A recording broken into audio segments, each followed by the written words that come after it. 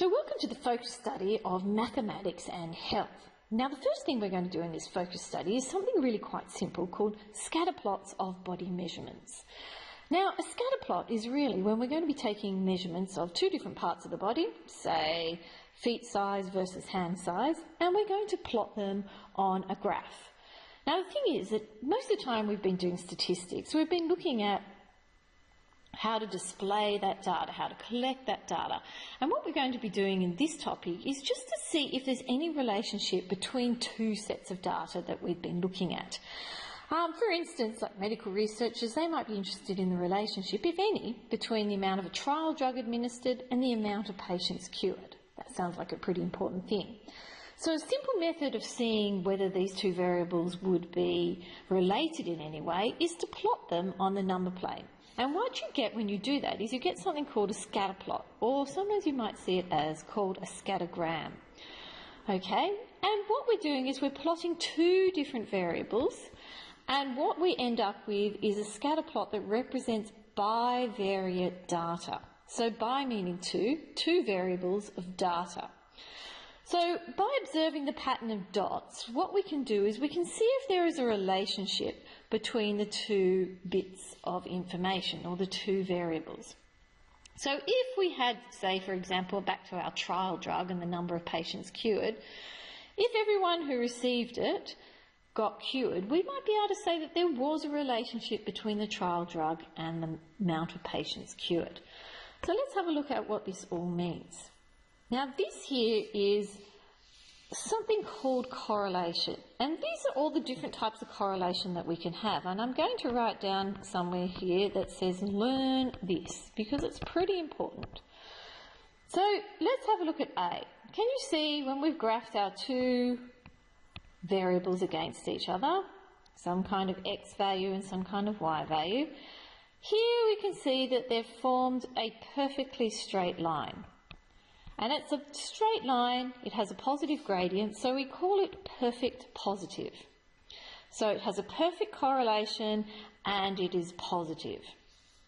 Now if we have a look here at part B, what we have is we don't have a perfect correlation because I can't draw a line that includes all of the dots.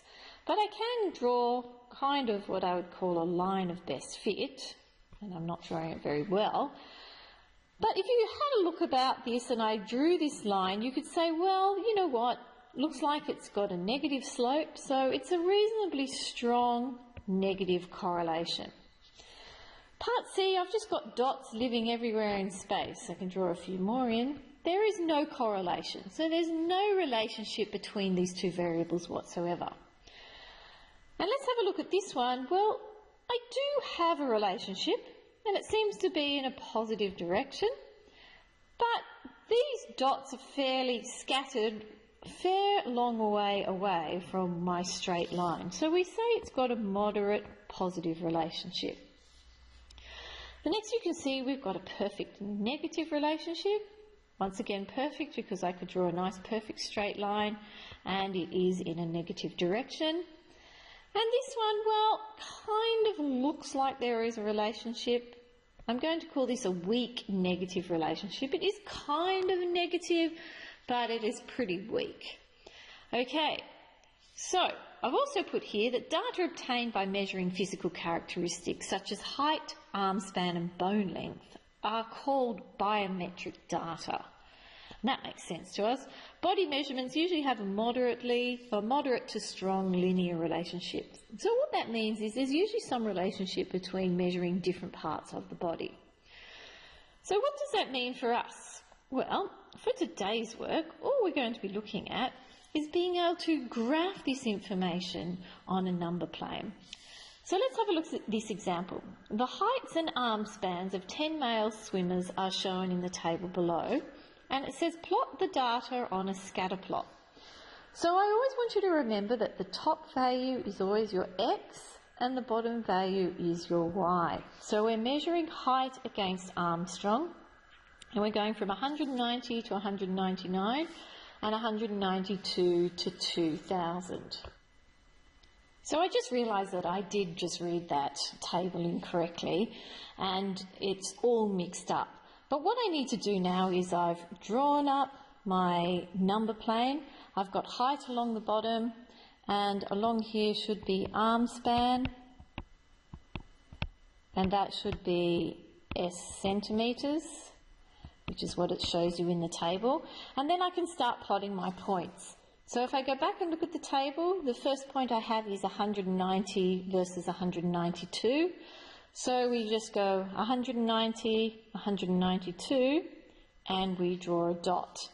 The next point is 194, 2, and 194. So we go 192 and 194, and we draw a dot.